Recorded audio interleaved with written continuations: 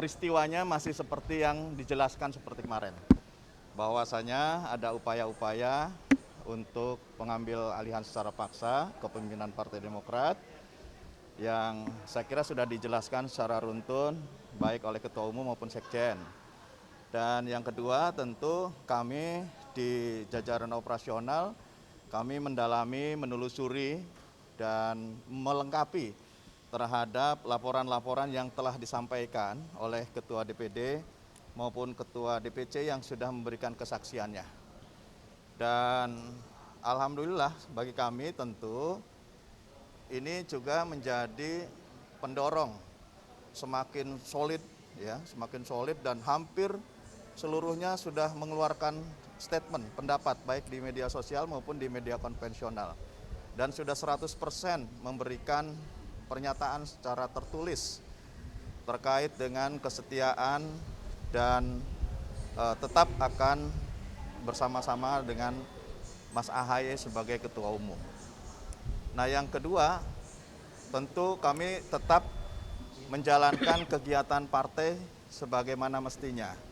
Masih tetap berkoalisi dengan rakyat dan situasi saat ini yang terjadi bencana di mana-mana, bahkan terakhir banjir, juga kami menurunkan tim gabungan baik dari pusat maupun daerah untuk tetap bekerja. Yang ketiga, tentu kami juga membahas isu-isu terkait dengan perundang-undangan. Di antaranya adalah Undang-Undang Pemilu.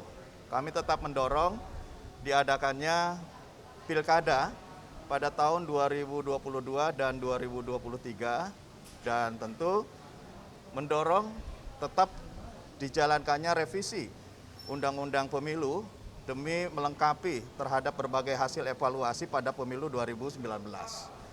Ini yang tentu kami upayakan dan tentu bagi Demokrat aspirasi banyak masuk ke kami untuk bisa menjaga kestabilan pemerintahan di daerah dengan tetap menjalankan sekali lagi Pilkada 2022-2023. Saya kira sementara itu dan proses terhadap para pelaku GPK GPKPD tentu ini tetap diproses dan dilengkapi karena masih banyak informasi yang masuk dari daerah, dilengkapi sampai nanti pada akhirnya Dewan Kehormatan Partai maupun Mahkamah Kehormatan Partai akan memutuskan. Mahkamah Partai akan memutuskan tentang apa yang harus diberikan terhadap sanksi organisasi. Karena memang ada aturan-aturan yang telah diatur dalam konstitusi partai terkait dengan terhadap para pelaku yang tentu merongrong terhadap kepemimpinan yang sah dan konstitusional.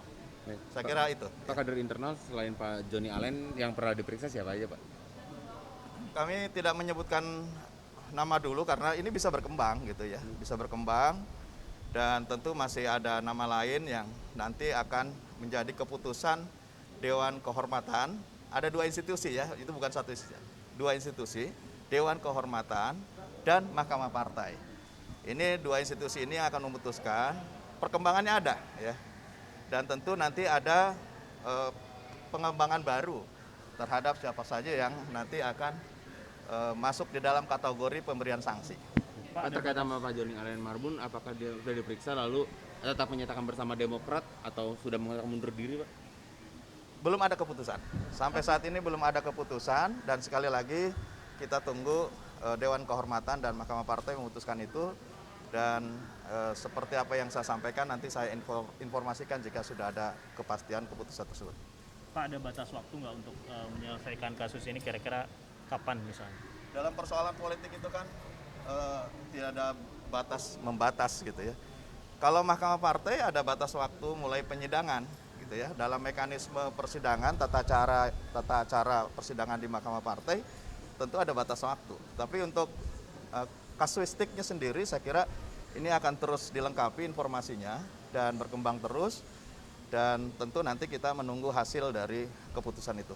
Pak, kemarin dari Bakomsra mengatakan ada juga pihak eksternal lain yang ditelusuri selain Kepala Staf Presiden. Itu merujuk pada siapa, Pak?